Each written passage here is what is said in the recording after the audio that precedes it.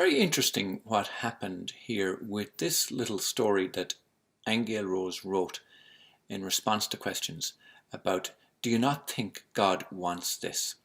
And the feedback was very interesting, and the questions that arose from it were also very interesting.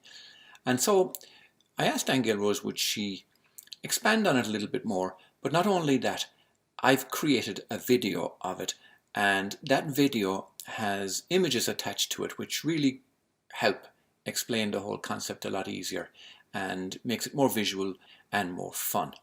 So have a look at this, and do stay till the end, because at the end there's a little revelation of me playing with the fairies. Hello, everybody. Welcome to another of our Honest to God series podcast. This is Aingeal Rose.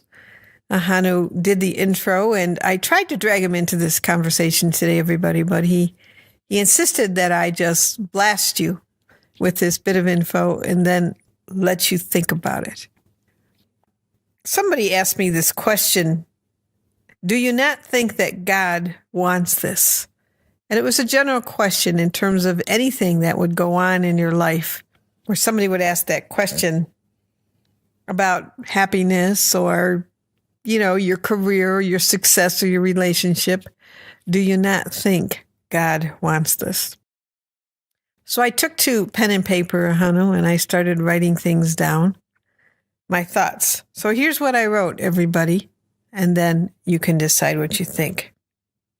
I put the sentence at the top of the page, do you not think that God wants this? And I figured I'd work it into my thoughts somewhere. So here goes. Genetically modified species. That's the consensus of what we are. Organisms that were experimented with, modified, done away with, and modified again. Who determined when the human species was right? When the particular form that we're in was where they stopped experimenting? All in all, we have to admit the human is a miraculous creation. Such diversity in one organism.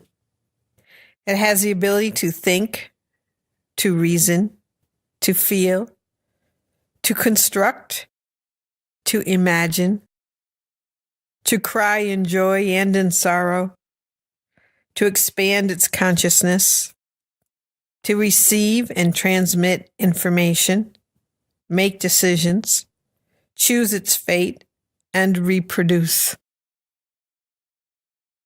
It even has the ability to resurrect itself, to self-heal, and to overcome aging and death if given the right ingredients. Do you not think that God wants this? Is there a God at all, in the sense of a being who overlooks creation and either nods in acceptance or frowns in displeasure? Has the genetic soup we call the human being changed in its potentiality despite man's alteration of its gene codes, cloning attempts, and reproductive mixes between races? And as I'm asking that question, I just want us to think about the stories in the Bible about the angels mating with the daughters of men and supposedly producing this race of giants that was distorted and evil, and that the flood occurred to wipe all those people out. But I question that whole story. Indeed, when we did a podcast some time ago about the genetics of humanity, we got a little bit of a different story about the giants. So think about the inherent divinity that we call the life force, which seems to continue unabated regardless of the distortions of science over the generations. Indeed, divinity continues to emerge through the increasingly gifted and genius children being born through the imagination of minds open to receive, through advances in healing technology, through inspiration and music. Where do these things come from? Some teachings claim that the human being and its world is an illusion, a figment of a mind gone mad with separation.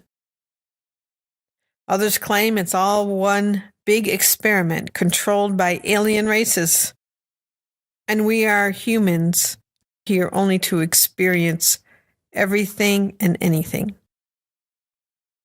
Still, there are those who look upon the human as a species carrying an original sin against God by the mere fact that it is physical. But again, I ask you, considering the wide range of abilities and potentialities contained in the life form we call human, do you not think that God wants this, if indeed a God exists? And if a God doesn't exist, where does that leave us? If we weren't distracted by following some man-made rules about pleasing God, or molding our lives around other political or religious dogma, who would we say we are? I'd say each one of us is quite a magnificent creation of its own accord. Each one of us is a universe within ourselves, a solar system, a galaxy, a mind of unlimited proportions. How many big bangs have we each caused by our ideas, thoughts, and manifestations? How many quantum fields have we altered moment by moment? To say that we are walking gods would be an accurate assessment of who we are. How many multi-dimensional realities have we created just by the many faces of ourselves? Not to mention the planes of existence we've created in order to work together, play together, refine ourselves, experiment, and love. So who is this other that claims ownership of us, that pretends to have permission to change us, defeat us, squelch us, and destroy us? This imaginary force that appears as a false authority to whom we pledge allegiance.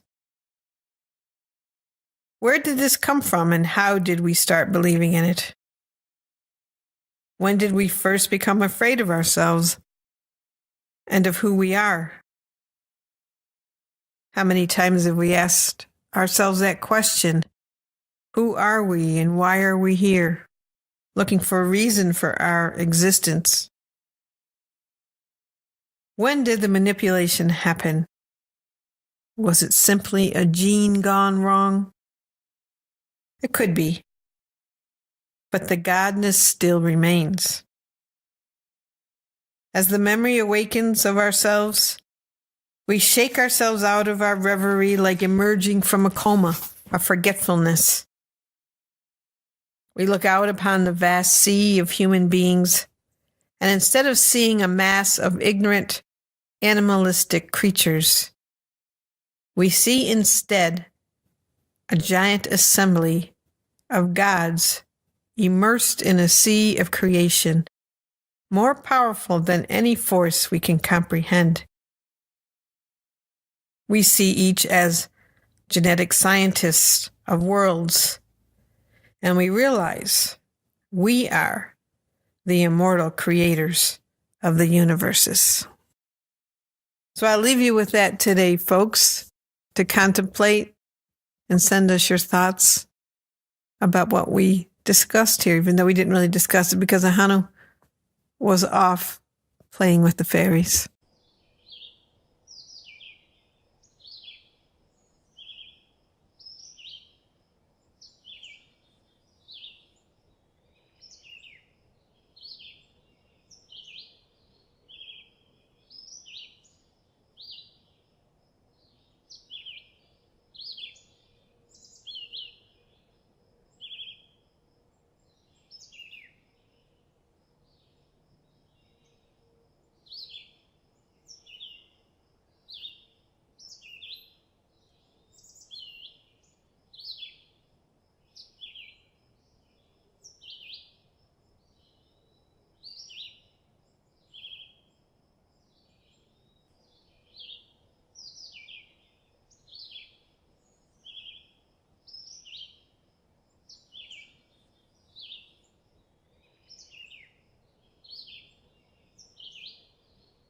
You have been listening to Aingeal Rose and Ahonu on World of Empowerment Radio, your station for practical spirituality in a changing world.